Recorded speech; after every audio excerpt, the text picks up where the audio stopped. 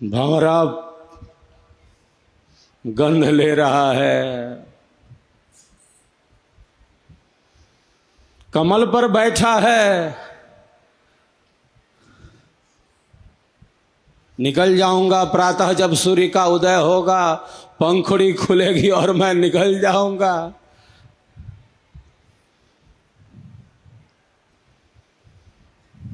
सोचता ही रह जाता है और हाथी आता है, कमल के पत्ते को उखाड़ कर फेंक देता है।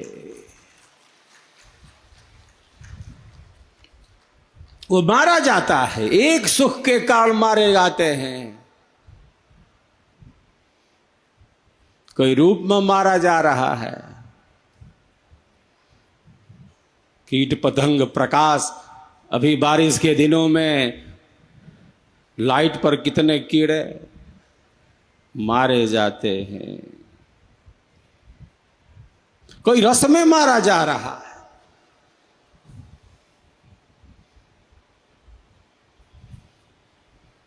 मछली को कांटे में फंसा कर कैसे बाजार में बेच दिया जाता है। हमारे महापुरुष कहते हैं, हमारे महापुरुष कहते हैं,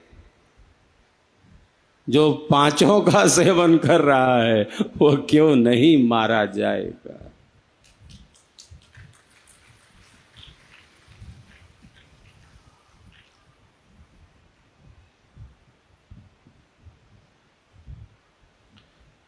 हमारी गति बहिर्मुखी है।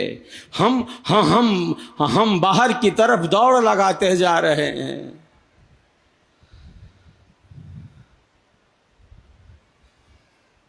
हमारी गति बहिर्मुखी है। हमारा मन बाह्य संपर्क में ही अत्यधिक है। जो साधक हैं, जो साधिकाएं हैं, वे जानते हैं, समझते हैं, अनुभव करते हैं कि संसार में रहना है किस तरह। रहना है, डूब नहीं जाना। संसार में डूबना नहीं है। डूबना कहाँ है? डूबना है ब्रह्म विद्या की धारा में, विहंगम योग में, सदगुरु के ज्ञान में डूबना है। साहब एक जगह कहते हैं, जो डूबा सो पार। जो डूबा सो पार। जो डूब गया है, जो डूब गया है सत्संगति में, प्रेम में, जो भक्ति भाव में ही डूबा है, रचा बसा है, वो तो संसार सागर से पार हो जाता है। संसार सागर से पार हो जाता है। संसार में डूबा है तो डूब गया।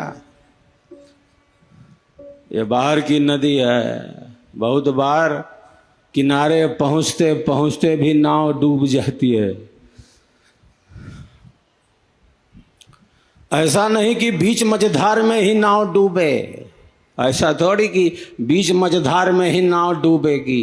बहुत बार किनारे पहुंचते पहुंचते भी नाव डूब जाती है। संसार ऐसा ही है। मन इतनी विचित्र गति वाला है। प्रकृति का ऐसा दुष्चक्र है, ऐसा चक्र है, माया का ऐसा प्रपंच है।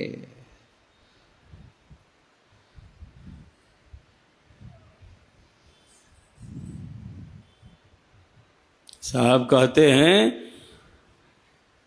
जो डूबा सो पार। जो डूब गया सत्संगति में, जो सेवक है, जो प्रेम रस में डूबा है, वो बात करते हैं इश्क की। वो बात करते हैं इश्क की। इश्क के दर्द का उन्हें एहसास नहीं। इश्क वो चांद है, इश्क वो चांद है, जो नजर आता है तो सबको, पर उसे पाना सबके बस की बात नहीं। सबके बस की बात नहीं। प्रेम का ऐसा प्रवाह है, साहब उसी परम प्रेम में स्थित करना चाहते हैं, जहाँ जहाँ प्रेम का विकास है, जहाँ जहाँ प्रेम का विकास है, जहाँ प्रेम की पूर्णता है।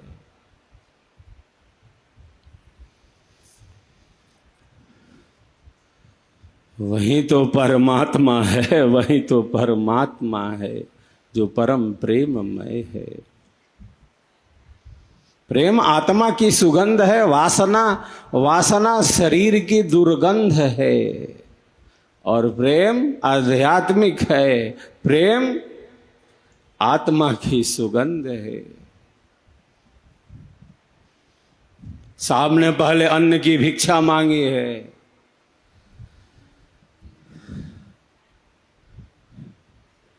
फिर साहब कहते हैं कि मांस की भिक्षा लाओ। शिष्य भी चकरा जाता है, यह क्या मामला है। साहब कहते हैं जिंदा मुर्दा छोड़ के चेला, खप्पर बांध के लाना। वो जीवित का मांस नहीं होना चाहिए, मुर्दे का भी नहीं होना चाहिए। साहब की वाणी रहस्य से भरी है, भेदिकता से भरी है, आध्यात्मिकता से ही भरी पड़ी है। साहब की ये दिव्य वाणियां अद्भुत हैं, अलौकिक हैं। दूजी भिक्षा मांस की लाना, जीव जंतु के पास न जाना। जिंदा मुर्दा छोड़ के चेला, खप्पर भर के लाना, खप्पर भर के लाना।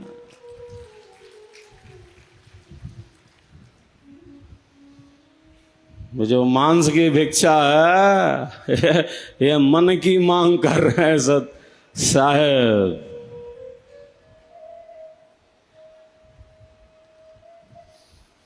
मन दे दो,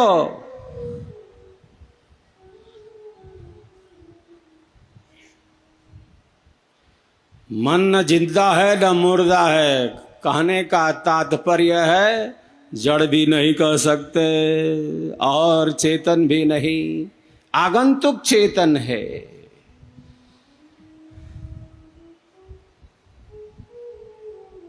आत्मा का संबंध मन से, मन का संबंध इंद्रियों से, और इंद्रियों का संबंध उनके विषयों से है।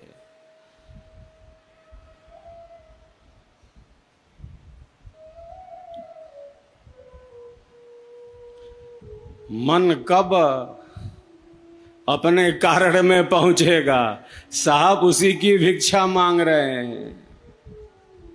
हमारे मन की दो स्थितियां हैं, एक हमारा मन निम्न भूमिका में है, और एक जो हमारा मन है वह उच्च भूमिका में है। मन की दो स्थितियां हैं, एक शुद्ध है, एक अशुद्ध है। मैं प्रायः कहता रहता हूं,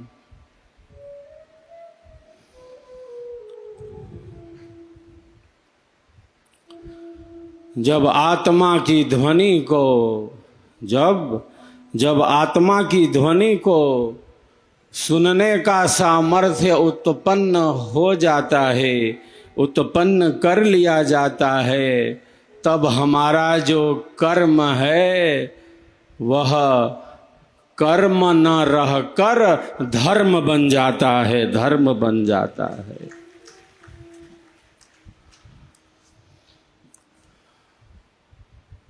मन एव मनुष्याणां कारणम बंध मोक्षयोः, ये बंधन का कारण है। प्यारे साधकों साधिकाओं, और केवल बंधन का ही कारण नहीं, ये तो परम ज्ञान का भी कारण है, मोक्ष का कारण है। ये प्रकृति क्यों है, ये मन क्यों है, ये शरीर क्यों है, ये सृष्टि क्यों है? इसीलिए है कि इससे परे पदार्थों का हम अनुभव कर लें। ये शरीर इसीलिए है कि इससे परे अलग भिन्न चेतन वस्तु का प्रत्यक्ष कर लें।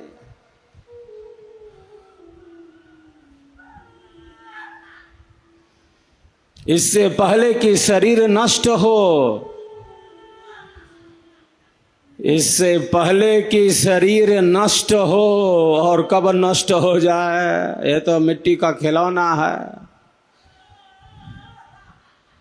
कब टूट फूट जाए, ये मिट्टी का घड़ा है शरीर।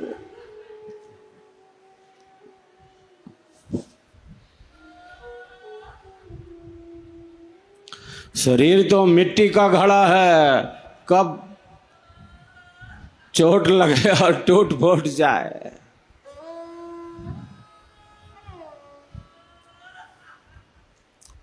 इससे पहले कि शरीर नष्ट हो, इससे पहले कि शरीर नष्ट हो, क्यों मिला था ये शरीर, क्यों मिला था ये जीवन, इसी का अनुभव हो जाए, इसी का ज्ञान मिल जाए, इसी का